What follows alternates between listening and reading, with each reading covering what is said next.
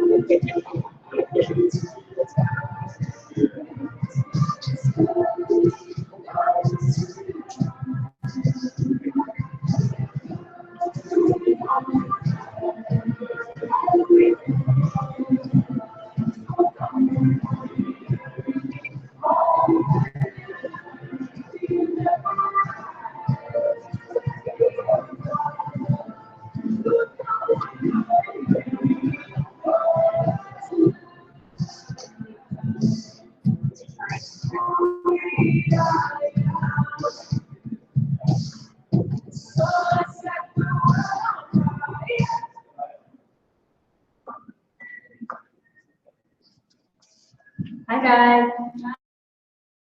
Thank you for coming to the last start of Grind the Rock. Awesome. Well, thank you guys so much for coming back. So Startup Grind is a program, and it was put on by Youth for Entrepreneurs. So this happens all over the world. There are like 200 different Rock was got a chapter last month. We're super excited to have it here. This is also happening during Local Entrepreneurship Week in Little Rock, and it's Little Rock's first ever of that as well. So that's an international sort of appreciation and celebration of entrepreneurship. So this is part of that week, and I encourage everyone to go to arlab.org/events and look at everything else we have lined up this week. We have a ton of stuff going on, like 18 different things, tons of community partners. The Delta Regional Authority is making this entire week happen. They're one of our sponsors, so thank you to them. Thank you also to our other sponsors, Landis Coffee for providing coffee tonight, the Innovation Hub for hosting us, Wood Rock International, and Startup Grind for making this happen. So we're doing that with Graham Gordy. Super excited to have him here. He's actually been using the upstairs as his like film studio or whatever. You can tell us more about that. So I have had members today be like, I don't really know what he's been doing up there, so I'm excited to hear him talk about it. So we're excited to have him here, and I'm going to go ahead and just let you introduce yourself. Yeah, thank you guys for coming. My name is Graham Gordy. I'm originally from Conway. I was born and raised there, and started out as an actor, and eventually moved into playwriting and then screenwriting. And yeah, just trying to think. Have been. Was in LA for a little bit as an actor. Was in New York for about a decade, trying to make it go as a playwright and a screenwriter, and then have gradually been time was trying to get back to Arkansas, and my goal, and I say this often, has been twofold. First, to make a living at screenwriting, secondarily to do it from Arkansas as much as I possibly can. And so that's part of what Kim was talking about, along with Gary Newton, our executive producer, and Daniel Campbell, who directed our first film of this production company, which was Potter. We have been using the upstairs for the last 8 weeks, 16 weeks, as a production office, and shooting our sort of venture in Little Rock and North Little Rock, and then a lot of exteriors up in Eureka Springs and Foxley Valley and places like that. So that's been an exciting venture, and probably my first real foray, even as a passenger, into entrepreneurship or a startup. So. Yeah. Cool. So can you talk a little bit more about like your background in your undergrad and then how you ended up in New York, like you said, and what you were doing there? Yeah.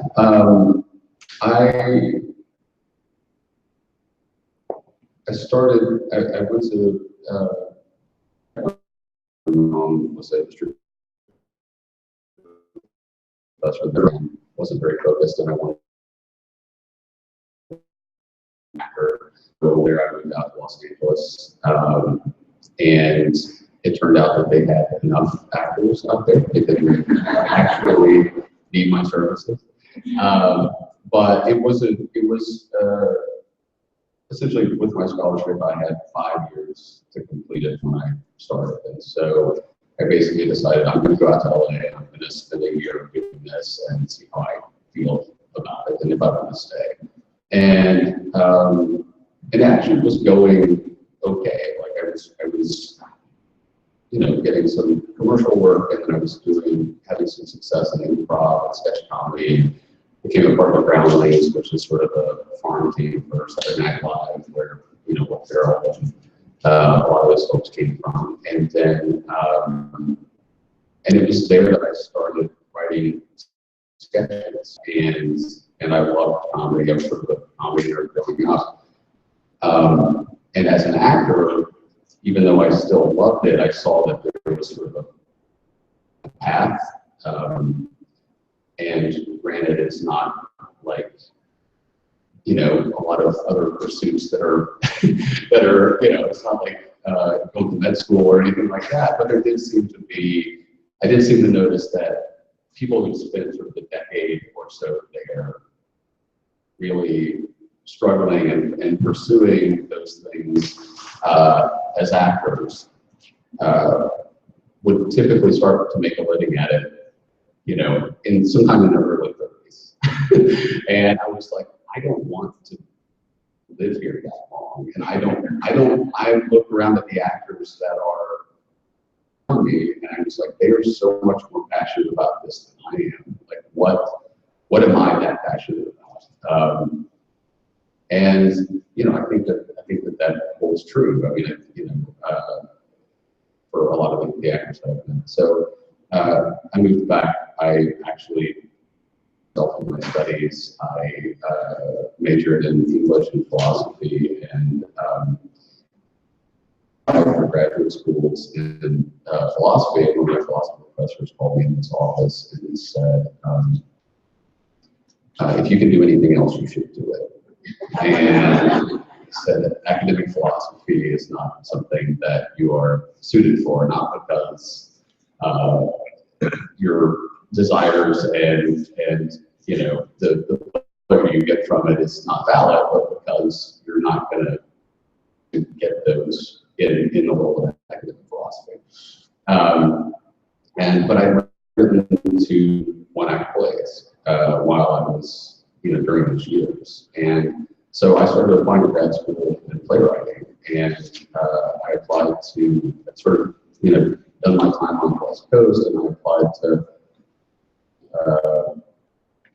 in the Northeast, and I got into a couple of them, and I got into NYU, and I was terrified of New York. I think probably because, I don't know, I think that whole sort of, all the 70s films of New York, like Mean Streets and Taxi Driver and things like that, even though that was before my time, like I'd seen all those movies and I just assumed that that's what New York was. I'd been there. So I was, but having this kind of place that I could go and be a part of a group of people, and studying the same thing, sort of couldn't turn that down. So I moved up there, and I was just interested in writing plays. Like I wanted to write for the stage, but the program, the MFA program at NYU is split, where you go as a playwright, you take screenwriting, you go as a screenwriter, you take playwriting, and borrowed a boatload of money to be there. And then when I got done, I was like, wow, there are 4 playwrights on the planet who actually be living at it. Maybe actually pursue some of the screenwriting stuff, and so that was sort of the transition into that. So two questions. So one, what advice would you give to people who are aspiring filmmakers and want to just drop out of school completely and do that? I mean, I think it depends on the path that you really want to take. There is a lot of validity to graduate programs in film and undergraduate programs in film, because you can become versed in that. You have a sort of safe environment in order to do that. At the same time, there's no information that's not out there. So or that you can't pursue in terms of, I think it really just depends on your personality. I mean, I'm not a director. I'm a writer and a producer insofar as I just want to protect my writing. So it's slightly different. I mean, I needed that in order to make that transition to New York, and I needed that in order to sort of do nothing but write and study writing for a few years. There are, I guess, much braver individuals who just start making films, and I admire the hell out of that. I'm not really that individual. So I think it just depends. There's just as many people who have had success in both of those ways. So I think it just depends on the person. So how have you seen the industry change since you've been in it? It's changed bigly, to quote our president-elect. It's the last decade has been. I mean, it's been the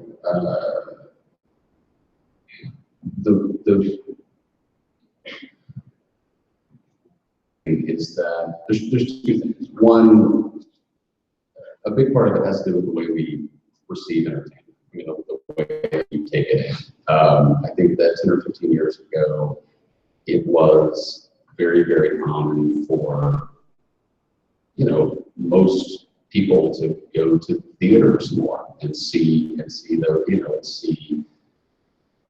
movies, and that's still the case, but the box office always depends on how things do on Fridays and Saturdays, and that's the way all their projections work. And so people know, by Friday evening how well the movie's going to do for the life of the film. And if you go to a brick and mortar movie theater on Friday night and you look around, it's generally 14 to 25 minutes. And so more and more, the movie industry became entirely marketed towards 14 to 25-year-olds. And then, animated films on Saturdays, but mostly you would see on weekend nights, you see certain genres that just sort of work and continues there. They are action movies, superhero movies, now sometimes a comedy, sometimes usually a horror film, and usually some sort of family film. And then this time of the year, you start seeing what is becoming this smaller and smaller group of Oscar movies that start coming out, and those are basically reserved for the last couple months of the year when these studios want to win a trophy. Because their budgets, like if you look at the pie chart, the budget of Paramount or Warner Brothers or any of those, then you see probably 70 to 75% of those budgets are going towards, and there's not much left over for character-driven films. So a lot of that I mean, that's one thing, but the other thing is that the fact that, you know, most of us have 60+ inch televisions in our homes now. And when you think about paying for, you know, a babysitter and paying for this much money for a ticket and this much money for popcorn and whatever, and the fact that you can stream a movie or watch a movie that was in the theaters a few months ago, or you can watch a television show, you know, 13 episodes of something on Netflix for something that you're paying that money anyway.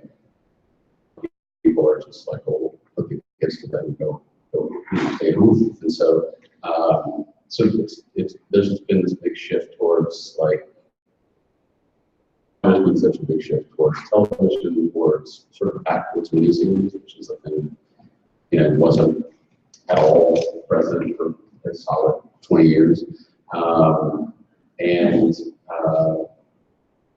So that opens up opportunities for more character-based projects. Yeah. So how have you adapted your career trajectory based on that? Well, you know, initially when I first got out of school and I, you know, had $150,000 in student loans, I was like, well, okay, so I need to make a living at this. And at first, we were still in the place of you know, writing features. Like I wanted to write features, and I mostly wanted to write character-based features. But I got an opportunity to work with Mike Myers, who was on Saturday Night Live, and did Austin Powers and all that. And you know, sort of being a comedy nerd and having that opportunity in New York and the opportunity to stay in New York, then I took that. But right, you know, after when it was the recession in 2008, I guess everything hit, and the bottom kind of dropped out of the you know, films, and I mean everything. It was coming off the writer's strike, so studios were upset with screenwriters, and then the recession happened, and everybody downsized, and all of a sudden, instead of whatever money that they had for development, then they sort of took away from.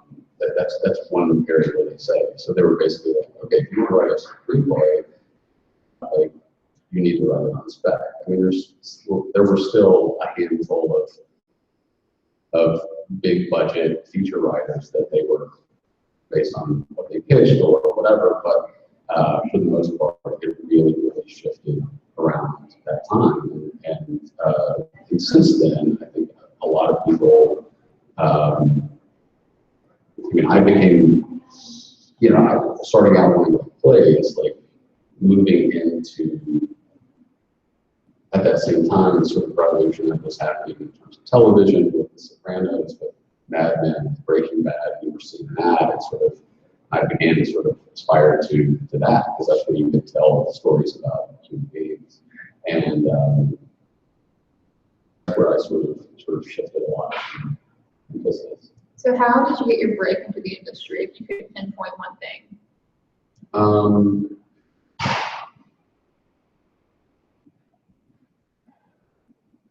You know, it's probably like with anyone in any industry, there were, you know, 15 breaks along the way, and subsequent 15 failures, you know, and so everything from, I mean, just on a human level, thing that like a graduate school deemed worthy for me to be there was a break. Because it was like, okay, well maybe I can do this. Or you know, sort of taking me under his wing and saying, it was going to say, you're not bad. Or, you know, one of my main writing mentors and one of my best friends, who wasn't, he was, you know, 15 years older than me, but as a playwright, the guy that I worked for was in graduate school. You know, it's just, it's kind people seeing that, continuing to sort of affirm what what you're doing is a valid pursuit. And so there have been, I mean, really have been sort of times along the way that those things happen, whether it be a graduate school or a network executive or an agent or whatever, reading something and say, okay, well, and also, like, I mean, I look back at the first plays that I wrote, and it's just like, these are awful. Like, they were absolutely dreadful. And then, and, you know, it's, I mean, I guess it's the, sorry, what is it? The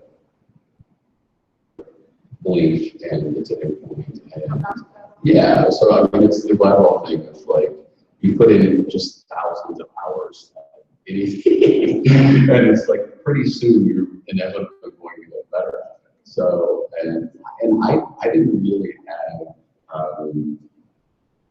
a backup plan. Like I didn't have, there were plenty of times where I was broke enough or in debt enough to say, like if I had, I'm not recommending this to anyone, obviously, but it's like, I had no other marketable skills. Like I tried to get other jobs, and I had a BA in English and philosophy and an MFA in playwriting.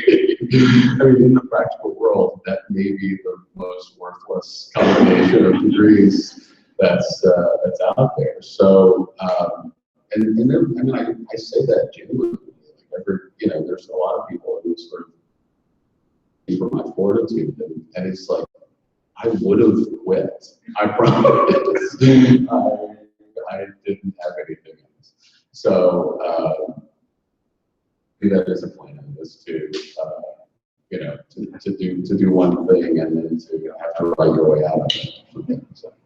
And why did you move back to Arkansas from New York? I missed it. We were having a baby, and that was a big part of it. Was just seeing pulling a stroller up 90 steps out of the subway. The practical matters of it, but also I really began to miss Arkansas, not just because of that life is sort of simpler and easier here in a lot of ways, but also because, well, a couple of things. I mean, one of my friends that I was in grad school with, I think I was in my second year there, and we did a reading of a play of mine, and he's from Berkeley, and he said, I'm really jealous. He's like, you're from somewhere. He's like, you're from somewhere. And I was like, you're from Berkeley. It's not like there's not a history there to draw from. But he was just saying that, like, being from Arkansas, which is something that I constantly drew on, was part of my work. And I actually had a manager at one point who said, because I was talking about, like, do I need to move to Los Angeles? I don't want to. Sunk like down basically. And he said, if I were you, I would say whatever you want. First of all, because this industry is always shaky, and your dollar goes further when you're there. And secondarily, because you have a voice in terms of being from Arkansas and being surrounded by the people that you write about. And I do think, I mean, from my time in Los Angeles, because it's sort of a one industry town, I mean, other than weapons, they make a lot. You know, they can make a lot of airplanes and weapons there. But otherwise, like, it's pretty much a one industry town, and that's all they're talking, all anyone is talking about. And so I risk the voice becoming more homogenized because and you are it's easy to get distracted by the fact that, oh, somebody did this and this just sold, or this type of thing is selling right now. In some ways, I'm sure it's a huge detriment to me, but I don't read the trades. I don't pay attention to much of that stuff. And I think that I would have been much more likely to sort of try to follow trends. And I would have been I would probably sacrifice something that makes me unique as a writer. Not that there aren't plenty of other talented Southern writers, but it's one of those hallmarks, I guess. Sure. So on that note, could you talk about your production company that you just started in Arkansas in antiquities? Yeah, absolutely. Gary Newton and Daniel Campbell and I came together. Daniel made a short film, definitely talented director, and his first short film was called Antiquities, and he did it like 7 or 8 years ago. He approached me about helping him adapt it into a feature. Sure, it's sort of a kind of a meet cute that takes place in the antique mall. And so we got together, we were friends, and we started getting together and started talking about, my questions were, why the antique mall? And he said, well, I'm Sealing County. And I was like, well, that pretty much explains it. But why these characters? Why this story? And so we started talking about like what was sustainable, like what kind of story was sustainable for a feature, because this mission being that you have to stretch this pursuit, this want of this character over an hour and a half, 2 hours. And we started talking about like I lost my dad when he was in my early 20s, and Daniel did as well. We started talking about that. We started talking about this idea of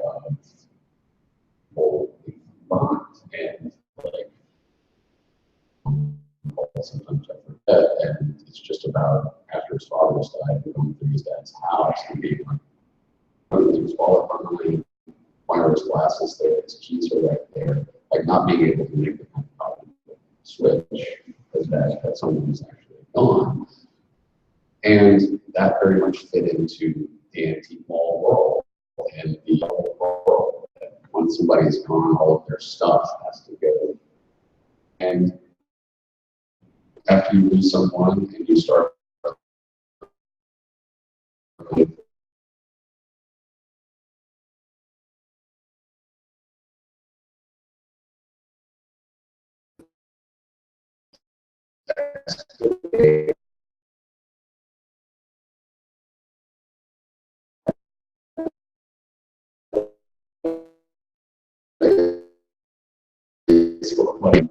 ways, and then there are a lot of ways that I couldn't. And so when I wanted to kind of go through, I kept looking to these things, to sort of tell some story about the things that and so we talked about that, and we talked about the idea of this young man whose dad had been killed in a car accident, which dad was sort of going back to his father's hometown and going through all of his things to try to figure out who his dad was. And in that process, getting a job at the antique mall and sort of.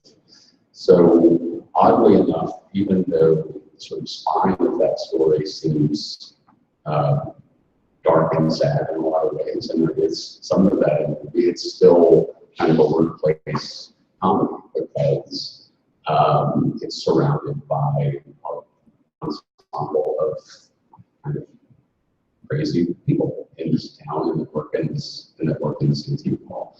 And I felt like we had a story for it when what is to me really good episodes of television or really good films are generally about one thing and all of the characters kind of experiencing it one way or another. There's a wholeness to that, and it's very satisfying. And when we came upon the idea that all of these people in one way or another were sort of living in the past, their trajectory of all these characters would be to sort of move out of that in some way. And we felt like we had a story. Okay, and can you talk a little bit about your production company as well? Yeah, absolutely. And Gary is here too. So do you want to Yeah, so this is our last question before Q&A, so you can just jump in if you want to talk about it. Oh, yeah, Coach, yeah. No, I so much of this in terms of the fundraising, in terms of because initially after day when I read the script, like we were a few years trying to figure out how do we raise money for this, how do we do this, and I'd met Gary. Well, I met Gary years ago, but when there's a television show that we thought we were going to get to shoot it here in Little Rock. It was called Gordy, and we came here and scouted, and the studio, the network, HBO was Cinemax, but HBO owned Cinemax, and so HBO wanted to shoot here and all this, and so we made this. We were trying to work it out with the state that we could start this TV show here, which would have been great because the soundstage, we would have done all of these things. And then the incentive in Arkansas wasn't essentially funded enough in order to do a project that large. So so basically we lost that project. And Gary had been instrumental in doing all the right things to sort of convince HBO to come here. And then he was also like we were going to lose it, and we did end up losing it. But Gary sort of kicked in gear in a way that I hadn't seen anybody do in order to still sort of salvage this, project. And I immediately started talking to Daniel about like, what if let's join forces with this guy and figure out how to do that. So that's where Gary came in. And I failed miserably in salvaging. But when I still remember where I was when Graham called and asked if I would be interested in doing this, and my initial response was, I don't know how. I really didn't. I was a guy. I knew how to raise nonprofit money, but I never started a business. And even then, we weren't talking about business. We were just talking about a one-off, doing a production. But the more I thought about it, my wife made her living as a screenwriter in a time when spec scripts and pitches were go-go. I mean, it was back when you could sell something in a pitch and make a pretty handsome living without ever getting it produced. So she has a wealth of projects. I dipped my toe in the water to try to get to that level, but never really reached it. But had written things, again, like Graham, harkening back to Arkansas. That's what informed what I was doing. So, and we were to raise our kids when they had turned 3. It was family. That's what the reason we came back. So, if I learned anything through the years, it was how to open up and be receptive to gifts when they come along. Pretty hard early in my career, thinking I was on a particular path, and so the idea that we could have a series created by an Arkansan, shoot here, putting people to work every day, it was the holy grail. We caught it, we won, and then we didn't, and it was like we weren't prepared for success. And I've heard a lot of people in the film community, and then even my journey in other areas, talk a lot about, if the state would get its act together, then we'd have a vibrant film community, or blaming somebody else. Why didn't Jeff Nichols do his latest film here? Or why? And this seemed like, oh, this is somebody taking responsibility. And it was 2 guys that one, I didn't know them, but I knew Graham. And I was so impressed by what he had already done and the trajectory that he was on. And all I needed was that Graham thought Daniel was something. I remember one of the first times I met Graham was through Ray McKinnon. And that made me have a different impression of Graham because Ray thought Graham was something. So it was kind of that fortuitous aligning. And I talked to my wife about it. We agreed to do it, but to not do it as a one-off. We'd seen too much transient people moving heaven and earth to make a passion project, just to do one thing. And I think this is where it's like, if we're going to do this, private sector, let's grow a business that could potentially do this again and again and again, and bring others along with us, that we would hopefully inspire others and grow others to do the same thing. So long rambling tale, it's just, I look down, it's the greatest blessing of my life to have said yes to him. And we wrapped Saturday night on our first. We stress that all the time, it's our first. But to have gotten this far, you know, you were there early on. We went through the chair. We did things the right way through Innovate Arkansas, AEDC, getting the equity investment tax credit, doing all of those things. It's people that this very old industry is actually a knowledge with proprietary intellectual property that's ones and zeros, digital, that can generate revenue in perpetuity. It just happens to be a 19th century art form. But with that, we were able to convince folks that yes, this is a business, and our goal is that others who on our team, what expatriate, we know one or two, is going to come back and do the same thing, and that we want to help that. That's why I was looking at your values. That's it. This is too small a community to be competitive or jealous or thinking if you do something it's going to take away from someone else. Give first. That's it. Others along with you. You can really make strong bonds, then you've got it made. Thank you, Graham, for that wonderful. Okay, well, and so I do want to thank you guys so much because, like, literally they finished on Saturday. So, Graham, you're emailing me like he was acting that day and emailing back late at night to try to make this happen. So I'm really, really grateful to you guys for making this happen. But now that you've shot your first film, you've wrapped that, what's next for you guys? Well, I mean, it's you know, Gary has a real job. I have a real job insofar as I have to figure out who's going to, you know, pay me to write something next and all that. But I mean, in terms of this endeavor, you know, we'll essentially start post-production tomorrow, go into the editing room, start looking at everything that we have, and you know, Daniel will kind of make his selects in terms of all the takes and all that, and the editors are sort of making an assembly right now, and we'll just go into the process of editing, which, you know, is usually between, you know, even though production was basically a month, you know, we'll now spend 3 to 4 months making that look and sound good. And, you know, because it's like, okay, well, that was funny on the page, and it was really funny on the set.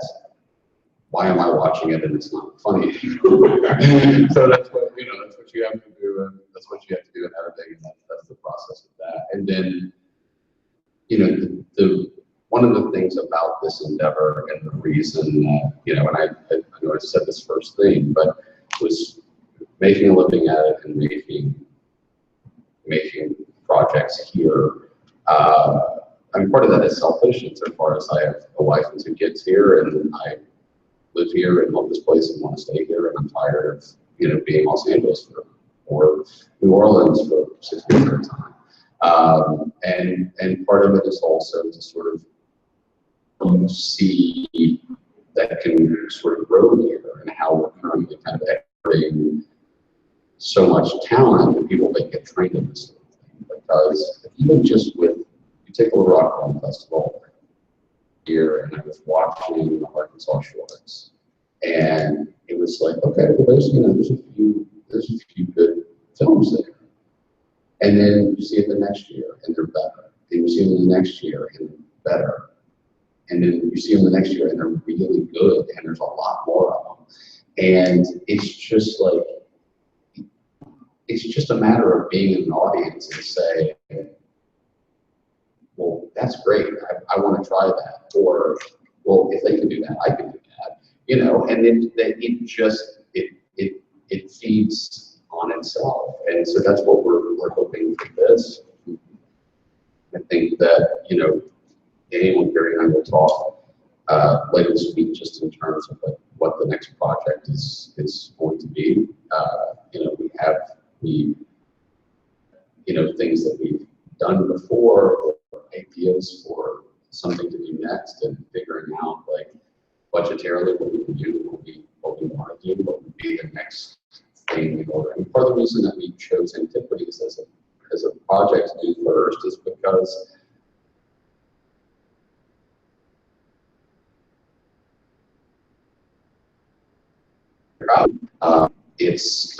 there's certain, you know, there's no special effects to it. I mean, it is a large ensemble. I think that what's showing up on screen looks a lot pricier than what we spent on it, because of the community around here and how much people are willing to sort of give, or how much people are willing to help, and the exceptional crew that we frankly and actors. I mean, you know, I never would have expected that we would have gotten both in terms of crew and actors. You know, especially for the price. And so, and a lot of people, I mean, you know, Gary said this in the past, but a lot of people make a film and then that's the goal, is to make the film. And what do we do? Like, then they make the film and they're like, well, what do we do next? And with this, we do have a plan for it because, you know, we've got our actors, you know, most of our leads from you know, some big agencies in Los Angeles. So now those agencies are incentivized to help us festivals or in getting a film in front of distributors because they want to do right by their clients. And we were still able to populate the film with a lot of great Arkansas actors and regional actors and things like that. So that's great as well. But you know, I mean, you know, after editing, it will be a matter of you know, trying to show it to various studios and see if they want to buy. And if they do, that will be the first step. And if they don't, then we'll go the route and try to sell it back. So that's kind of the next step. Okay, great. So we have time for a couple of questions. If you guys just want to raise your hand and ask. So Graham, can you dig a little deeper into what makes your writing? You talked about you want to keep it unique and not go with trends. What if I were someone that was evaluating you and how you're different? What would I say?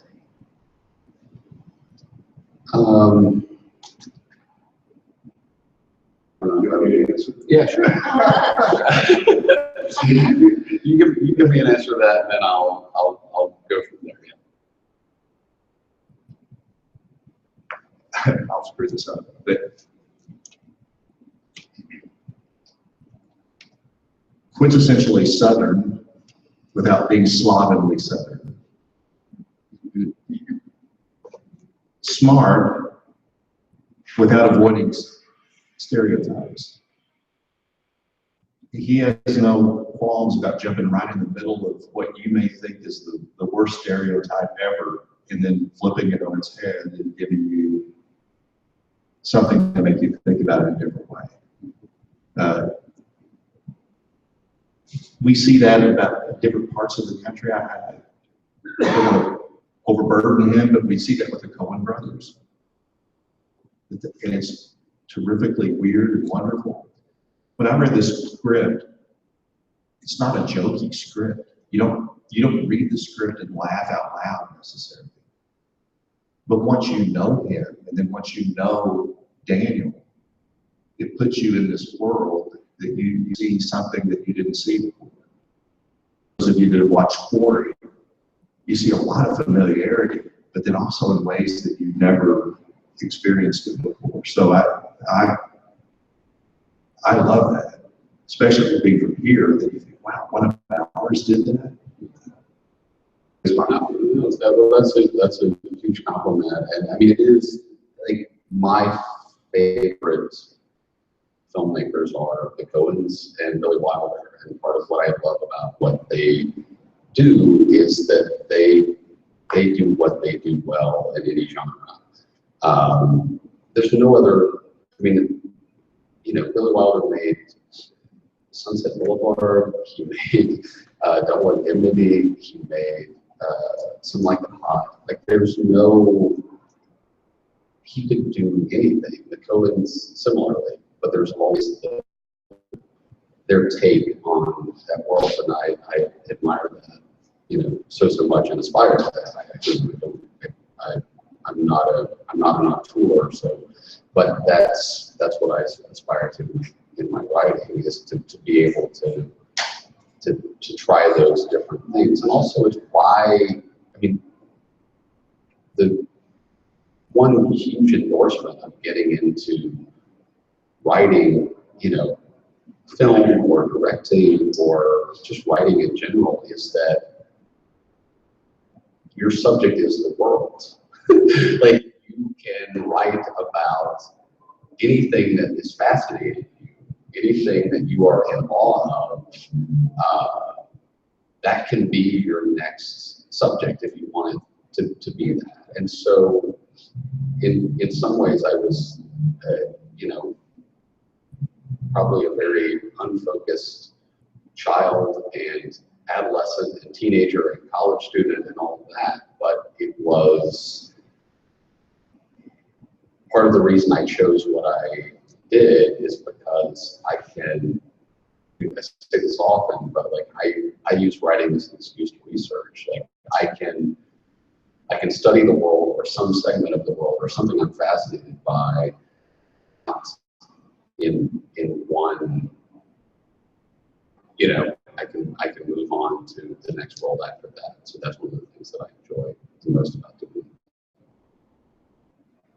I'd like to ask you, if you're a new writer and you have developed a set script, you have taken that to a major, say like Lions Head, what's the expectation?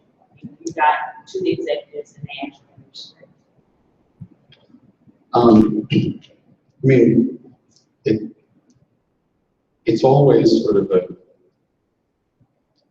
I mean, anytime you're able to get it that far, you know, congratulations, because it's always a very difficult thing, you know, and there's no, you know, a lot of people say, well, should I get an agent or should I do whatever? And it's like, there's no getting an agent. Like agents are like sharks. They're not present. They're nowhere to be found. They don't exist. And then there's blood in the water and they appear. Like if you get off the plane in Los Angeles and you drop a nickel, it will roll to Creative Artists Agency or to William Morris or to, like, there is, like, as soon as you're making $1, you'll get 3 calls from agents, and you're like, how you didn't even know that I existed a month ago. And that just seems to be the way that system works. I mean, in terms of us getting in front of the studio, some of it is the thing I was talking about in terms of writing towards trends and why that's kind of the path to madness, I think, is because it takes a long time to write something and write it well. You know, and maybe that means every day for 6 months, or maybe that means at night for 3 years or whatever. But if you're chasing a trend and the system seems to work, a lot of this is coming down to the fact that I'm going to say it requires a lot of good luck, because, like, for instance, if The Hangover came out on Friday night, then, and you decide on Monday morning, wow, that was a huge success. And that's the type of comedy that I'm going to sit down and write, because people are going to want to do that. Like, you're too late. Like, on Monday, those studios are buying the scripts that are already on their desk or that they know about that are likely. Like, that is why you should always write what you want to do, because there's no way of knowing if, I mean, my agent I wrote a new half hour, and my agent sent it out on to 7 cable networks on Friday, at the end of the day on Friday. I have no, like, they could call me today and say, you have 7 meetings, they all want to meet with you. Or they could call and say, well, you know, like the pipeline, so they don't want to do it. You know, somebody else, you know, Netflix has something that they're working on that's set in higher education, so they're not going to do it. You know, you just can't predict that sort of thing. It almost takes, like, just having written something that, like, catches a wave. And, you know, and a lot of people use, I mean, what my agents say is that they're looking for every excuse to say no to you. So, like, if it's something, I mean, television show that I sold was the show that was set in the world of college football. And we went around and we took it to like 8 different cable networks. And 7 of them said, it's too much like Friday Night Lights. This is nothing like there's not even football in this show. This is all behind the scenes, and it's college, and it's about, you know, billionaire boosters and millionaire coaches going into poverty level, you know, shacks and begging these kids to come save their jobs. Like, this is a show about class in the South. While Friday Night Lights touched on that, like, it was a very good show, but it was agency of drama, you know. And it was more of a soap opera in all the best possible ways. But they were looking for, like, well, what they're really thinking is, I'm worried about putting a football show on the air because Friday Night Lights had a tortured path, you know. And so I don't know if it would be successful or not. And I was born and raised in New York or in California, and I don't understand the middle of the country and how much, you know, people want to watch this sort of thing. So that's the real answer. But their verbal answer was, it's too much like that. So that's a long-winded way of saying, like, that is what keeps you up at night as a writer, is because you could have had, you know, a show that's playing, a movie that's playing all over the country, or a show that goes for 5 years, or not, based on kind of whimsy. After 7, so we're gonna go ahead and just wrap it up, and you guys can ask questions after. But I do have a question for both of you. You know, clearly you guys totally understand grind and making something happen when it seems like kind of the odds are against you, and that's sort of what this is about, is teaching people, you know, what you've learned. And so if you could give people, both of you, one piece of advice to take away from the night, what would it be? Be your own champion. I cannot tell you how many people want to skip steps. This script of Billy Bob Thornton. If you just let Harry Thomas, now if you could just get Graham, not the script, not this idea, but this little germ or something, he'll write it and take care of it. And it's true of anything else. You are your best champion. You honor that, because that's as unique as anything in the world. Just stay after it. And don't skip steps. Do all those fundamental things it takes to get to that point. Had we not done that, we would have become victims like everybody else of trying to, you know, wave with family and friends and credit cards and all that, trying to make it. But we ended up with 100% Arkansas or Arkansas expatriate investors. And now our goal is to make them $1. So they want to treat people right along the way, and it just persistence. Yeah, and I mean, I guess I would just say that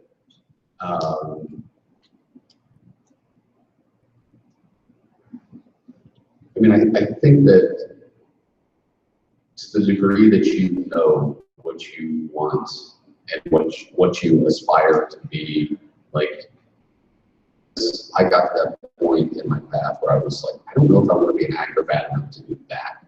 But I did say to myself, now writing is something that I could spend the next 40 years of my life doing, and it would be challenging enough. Like, and it's true. Like, I've been doing it for, you know, I mean, I wrote my first play 20 years ago, and I think that in the last few years, I'm just getting good at it. And sometimes not. Sometimes I'm not good at it, but you know, but like, but I think that the main thing is like, if you are like the type of person that's like, I want to be a director, go make films. If you want to be a writer, write screenplays, and make that declaration in a way, because that's the thing that you're going to be successful at. If you go the route of saying, okay, well, I'll be a PA, and then I'll work my way up to be a key PA, and then I'll work my way up to be an AD, and then the thing is if you're very effective at that, like, you're going to be, and like, there are ADs that are exceptional, like assistant directors that are exceptional at what they do, and they were just crafted by the gods in order to be exceptional at that, and that's what they should do. In the same way of like production designers or hair and makeup or all these people that are involved in these positions, if the thing that you want to be as a director, let's say, I'm a director and I'm going to go make a movie. Or if the thing you want to be is to, or you can learn from each of those departments and each of those steps, but the thing that you have to pursue in all of your spare time is that goal, what you're striving for. Because if you want to be a director and you're good at being an AD, hiring you to be an assistant director, or people are going to keep hiring you to be this other thing. Like, figure out what that is, and once you do that, like, there's no amount of discouragement that I can give you to telling you not to get into this industry, because you're not going to listen. Like, if you're meant to do this, then you're not going to listen to anything I have to say don't go to LA, don't do it. It's a horrible, you know. Like, so like, once you figure that out, like, you're golden. Great. Thank you guys so much for coming. Thank you for joining us. Thanks again to our sponsors. Thank you guys for coming. If you have any questions about Starter Mind or anything, you can let me know. Thanks.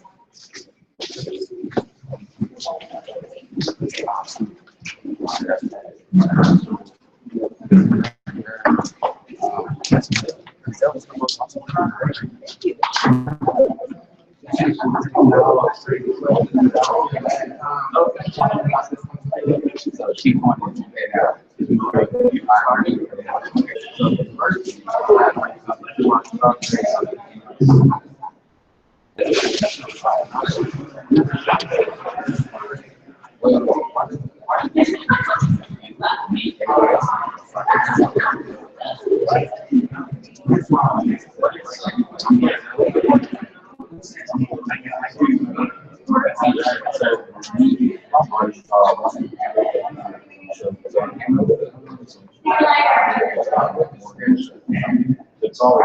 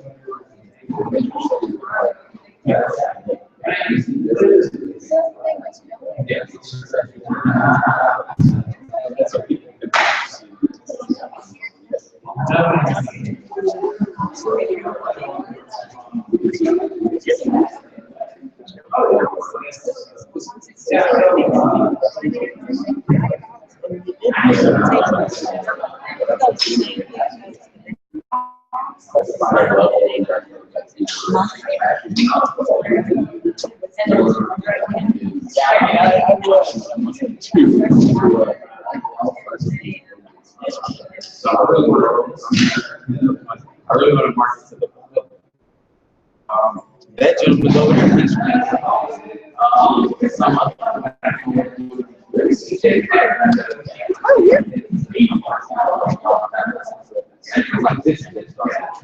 But you have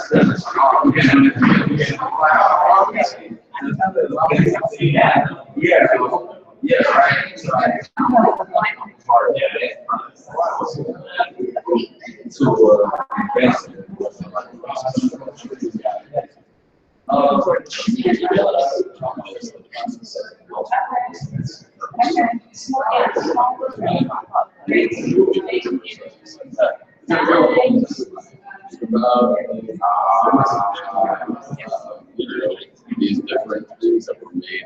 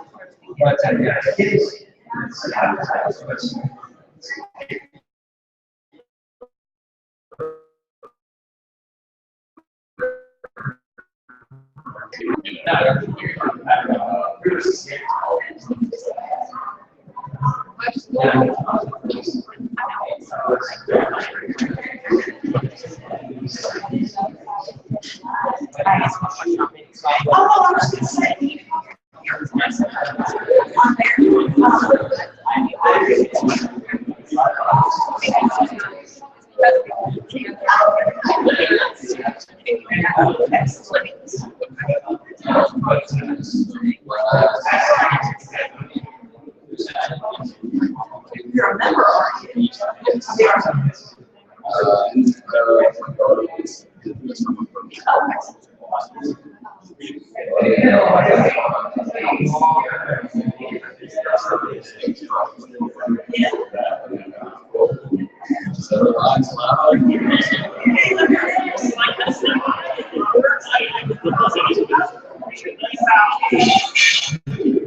It's getting better.